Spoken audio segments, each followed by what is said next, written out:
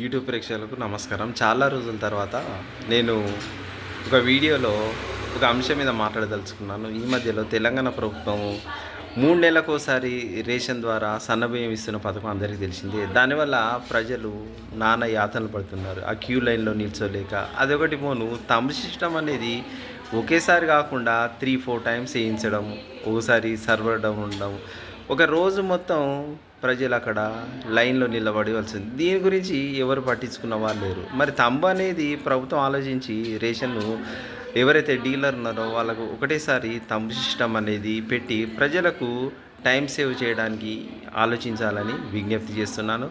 ఈ రేవంత్ రెడ్డి ప్రవేశపెట్టిన పథకాలు ఏది ఒకటి కూడా కరెక్ట్ లేదు. పేరుకే తప్ప ఆయన చేసింది ఏం లేదు. 3 నెలల బియ్యం అంటున్నారు. అందులో 5 కిలోలు ప్రధాని మోడీ ఇస్తున్నారు అంటున్నారు. 1 కిలో మాత్రం తెలంగాణ ప్రభుత్వం సప్లై చేస్తున్న బియ్యం. పేదవారికి న్యాయం అనేది లేనే లేదు. 500 రూపాయలకే గ్యాస్ సిలిండర్ అన్నారు, అది లేదు. గ్యాస్ సిలిండర్ 950 తీసుకొని ఇస్తున్నారు. కరెంటు బిల్లు గృహజ్యోతి పథకం కొందరికి మాత్రమే వర్తిస్తుంది. ఆడవాళ్ళకు ఉచిత బస్సు ప్రయాణం అన్నాడు, అది ఒకటి మాత్రం సక్సెస్గా నడుస్తుంది. అంటే అతను పెట్టిన పథకాలు ఏవీ లేవు. ఇందిరమ్మ ఇల్లు అన్నాడు, ఇందిరమ్మ ఇల్లు ఇంతవరకు ఎవరికి లేవు. కొద్ది మందికి ఎవరికో ఎక్కడో చోట సర్వే చేసి నడుస్తున్నారు. పేరుకు పథకాల హామీలు నెరవేరుస్తున్నారు. తెలంగాణ ప్రభుత్వంలో మార్పు లేదు, ప్రజల్లో కూడా మార్పు రావాలి. ఇవన్నీ మార్పు వచ్చి ప్రభుత్వం మీదకి తిరుగుబాటు చేసినప్పుడే మనకి ఏదో ఒక న్యాయం అనేది జరుగుతుంది. ఇది నేను చెప్పినంత మాత్రం జరుగుతుందని నేను అనుకోను. మీ లోపల మార్పు రావాలి. నేను వీడియో ద్వారా ఈ విషయాలన్నీ, నా లోపల ఉన్న వ్యక్తిగత విషయాలన్నీ, అభిప్రాయాలను వ్యక్తం చేస్తున్నాను. వీడియో చూడండి, చూసి ఇంకా కొద్దిమందికి షేర్ చేయండి. మీలో కూడా వ్యక్తిగతంగా మార్పు అనేది రావాలి. వచ్చినప్పుడే ప్రభుత్వం లోపల మార్పు వస్తుంది, ప్రజల లోపల అభివృద్ధి అనేది జరుగుతుంది. ఎవరు ఏమి చేయనప్పుడు ఏది కూడా జరగదు. ఉన్నది ఉన్న చోటే ఉంటుంది. మనం ఈ విధంగానే రోజులు గడుస్తూ వెళ్తూ కాలం వెళ్ళబుచ్చాలి. ఒకసారి రేషన్ వైపు చూడండి. రోజు పని చెడగొట్టుకొని అక్కడ చాలామంది క్యూలో నిల్చుంటున్నారు. మనం పొద్దున 5-6 గంటలకు నిల్చుంటే మధ్యాహ్నం 1 గంట వరకు బియ్యం అందుతున్నాయి. అంటే లైన్ అనేది ఆ విధంగా ఉంటుంది. దానివల్ల ప్రయోజనం ఏం లేదు. 3 నెలలకు అదే మంత్లీ సప్లై చేస్తే బాగుండేది కదా. వర్షాకాలం అంటే వర్షాలు ఎప్పటికి పడుతున్నాయా? ఇది ఆలోచించి ప్రభుత్వం కూడా తగు చర్యలు తీసుకోవాలి.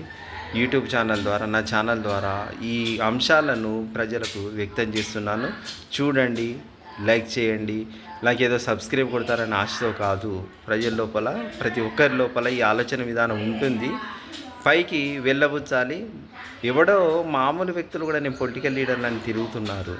ప్రతి ఒక్కరు ప్రతి ఒక్కరి లోపల ఒక టాలెంట్ ఉంది. దాన్ని బయట పెట్టినప్పుడే మన టాలెంట్ ఏందో అనేది బయట ప్రదర్శన జరుగుతుంది. ప్రతి వ్యక్తికి ఏదో ఒక టాలెంట్ అనేది ఉంటుంది. మన టాలెంట్ నిరూపించుకోవాలి. ప్రజల్లో మనం ఏందో చూపెట్టినప్పుడే ప్రభుత్వ విధానంలో మార్పులు తేవాలి. ప్రజల్లో కూడా మార్పులు అనేది ఎవరో ఒక వ్యక్తి ద్వారా మార్పు అనేది వాని స్వలాభం కోసం ఎలక్షన్ నిలబడ్డాడు ముఖ్యమంత్రి అనే పేరుతో ఏదో కాలయాపన చేస్తున్నాడు. వచ్చి చేసింది ఏమీ లేదు. ఏ ప్రభుత్వం చేసింది ఏమీ లేదు. మన కష్టం, మనం చేసుకున్న కష్టమే మనం తింటే మనకు జీవితం గడుస్తుంది. కానీ ఎవరు ఏమి లాభం చేయలేదు, ఎవరు ఏమి చేయరు కూడా. ఈ రేషన్ షాపుల దగ్గర మాత్రం చాలా ఇబ్బందులు ఉన్నాయి. ముఖ్యంగా నేను దాని గురించే ఈ వీడియోని పెడుతున్నాను. 3 నెలల బియ్యం ఏందో కానీ వాడు 3 సంవత్సరాల టైం చూడాల్సి వస్తుంది. అక్కడ చాలామంది పొద్దున్నే తెల్లారగట్ల లేచి 3-4 గంటల రాత్రి క్యూలో నిల్చోవడం. వాడు ఏదో టోకెన్ ఇస్తున్నాడు, ఒకసారి వస్తాడు, ఒకసారి అక్కడ స్టాక్ ఉంది లేదు అనేది కూడా ఒక నోటీస్ అనేది పెట్టరు, ఒక ఫోన్ నెంబర్ ఇవ్వరు.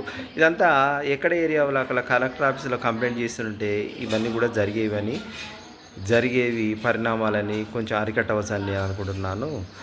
ఇదంతా నా అభిప్రాయాన్ని మీకు వ్యక్తం చేస్తున్నాను. నా వీడియో చూడండి, చూసి మీకు నచ్చితే షేర్ చేయండి, కామెంట్ చేయండి. ఉంటాను. ధన్యవాదములు.